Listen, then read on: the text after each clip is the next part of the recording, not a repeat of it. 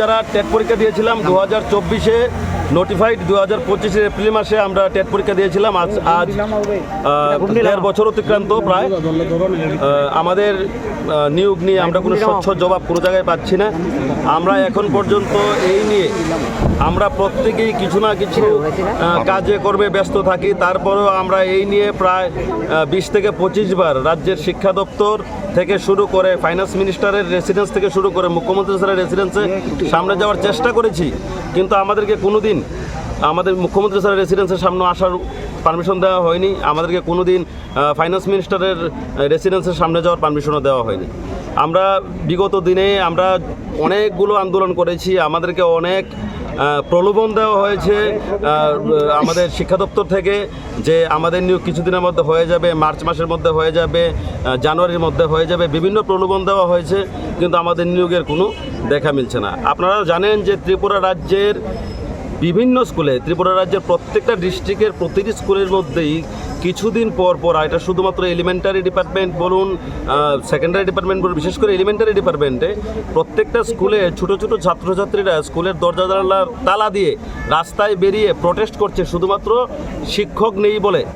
তাছাড়াও যে সব স্কুলের মধ্যে ধরুন 1জন আর 2জন শিক্ষক আছে, শিক্ষক বদলি হয়ে যাচ্ছে, তার জন্য প্রটেস্ট করছে ছাত্রছাত্রীরা রাস্তায় বেরিয়ে, গার্জিয়ান তার রাস্তায় বেরিয়ে প্রটেস্ট করছে। দেখুন 2021-এ টেট পরীক্ষা হওয়ার পর 2022-এ টেট পরীক্ষা হয়েছে। 2022-এ টেট পরীক্ষার মধ্যে 200 থেকে 250 জনের মতো পাশ করেছে। 200 থেকে 250 জনের মধ্যে পাশ করার পর 2022-এর তাদেরকে নিয়োগ করা হয়েছে 2025-এ। 2023, 2024-এ কোনো টেট পরীক্ষা হয়নি। তাহলে দেখুন 2022 থেকে আজকে 26 পর্যন্ত ত্রিপুরা রাজ্যে শিক্ষক নিয়োগ হয়েছে শুধুমাত্র 250 জন এলিমেন্টারি ডিপার্টমেন্টে। শুধুমাত্র গত 5 বছরে শুধুমাত্র 250 জন শিক্ষক একটি রাজ্যে নিয়োগ হয়েছে। প্রতি বছর আমাদের রাজ্যে শিক্ষকের, প্রতি বছর যদি আমরা শিক্ষকের রিটায়ারমেন্ট হিসাব করি, যদি মিনিমাম 2000 রিটায়ারমেন্টে যায়, তাহলে 5 বছরে 10,000 শিক্ষক রিটায়ারমেন্টে গেছে। আর 10,323 জন শিক্ষকের যে ভ্যাকেন্সিটা, সেটা তো এখনও অপূর্ণ রয়েই গেছে। তাহলে 20,000 শিক্ষক প্রয়োজন। আমরা ত্রিপুরা রাজ্যে প্রায় 50,000 টেট পরীক্ষা দিয়েছি। 50,000 টেট পরীক্ষা দেওয়ার পর আমরা পাশ করেছি মাত্র 1856 জন, তাও সকালের স্কুল এবং দুপুরের স্কুল মিলিয়ে, টেট 1 এবং টেট 2 মিলিয়ে।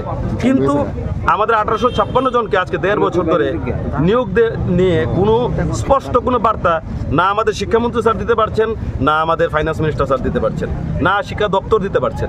শিক্ষামন্ত্রী স্যার কিছুদিন আগে প্রেস ব্রিফিংয়ে বলেছেন যে উনি রাজ্যের চেক অ্যান্ড ব্যালেন্স হিসাব করে নিয়োগ দেবেন। তাহলে আমার প্রশ্ন একটাই, যে 5 বছরে কি 1800 জন শিক্ষককে নিয়োগ দেওয়ার জন্য চেকেন রাজ্যের কি আর্থিক অবস্থা সেটা নেই? এই যে রাজ্যের প্রতিটা বিদ্যালয়ের শিক্ষক শিক্ষার্থী, ছোট ছোট ছাত্রছাত্রীরা রাস্তায় বেরিয়ে যে আন্দোলনগুলো করছে, এটা কি রাজ্যের দেখতে ভালো লাগছে বিভিন্ন অন্য রাজ্য থেকে? যে আমাদের ত্রিপুরা রাজ্যের ছোট্ট একটা রাজ্য, কয়েকটাই স্কুল, অল্প জনসংখ্যা, এই জনসংখ্যার রাজ্যের মধ্যে শিক্ষার্থীরা বেরিয়ে রাজ্যে স্কুলের বাইরে প্রটেস্ট করতে লাগছে, শিক্ষক নেই কেন? এই জিনিসটাও দেখতে ভালো লাগছে না। আর আমরা পাশ করে আজ বসে আছি, আজকে আমার 1.5 মাস আমরা হয়ে গেল, এতগুলো আন্দোলন করছি। মুখ্যমন্ত্রী স্যার 1.5 বছর আমাদের হয়ে গেল। আমাদের শিক্ষামন্ত্রী স্যারের কি এতটুকু দায়িত্ব ছিল না যে রাজ্যের ভাবী শিক্ষকদের সাথে একটু আলোচনা করার? আমরা তো কোনো ধরনের এখানে কেওয়াস সৃষ্টি করছি না, আমরা তো কোনো প্রকার সিন ক্রিয়েট করছি না। আমরা যতবার এসেছি আমরা আইনকে মেনে, প্রশাসনের কথা শুনে, আমাদেরকে যেখানে আটকাচ্ছি আমরা এখানে দাঁড়িয়ে প্রেসের সঙ্গে কথা বলে আমরা চলে যাচ্ছি। আমরা তো কোনো ধরনের আন্দোলন ইন দ্য সেন্স আমরা খুব বাজে একটা সিন ক্রিয়েট করছি, এরকম তো কিছু আমরা করছি না। তো আমার প্রশ্ন একটাই, যে মুখ্যমন্ত্রী স্যার আমাদেরকে কবে জবাব দেবেন? মুখ্যমন্ত্রী স্যার তো সব বিষয় নিয়ে আলোচনা করেন, যেহেতু স্যার আমাদের শিক্ষামন্ত্রীও, তো স্যারের তো উচিত আমাদেরকে একটু আশ্বাস দেওয়ার যে তোমাদেরকে পুজোর আগে কিংবা ওই মাসের মধ্যে তোমাদেরকে নিয়োগ প্রক্রিয়া সম্পন্ন করা হবে।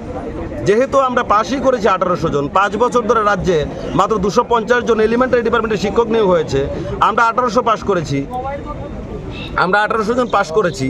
তাহলে এই কিছুদিন আগে যে একটা নোটিফিকেশন দিয়েছে, আজ থেকে 4-5 মাস আগে, যে 1020 জন শিক্ষক নিয়োগ করা হবে, এই 1020 জন শিক্ষকও কিন্তু নিয়োগ হবে না ওই নোটিফিকেশন, কারণ এখানে বিভিন্ন কাস্টের ব্যাপার আছে, তার কারণে বিভিন্ন কি বলে এটাকে, ওই রিজার্ভেশন ক্রাইটেরিয়ার ব্যাপার আছে, যে কারণে এসটিদের হয়তো এতজন কোয়ালিফাইড নেই।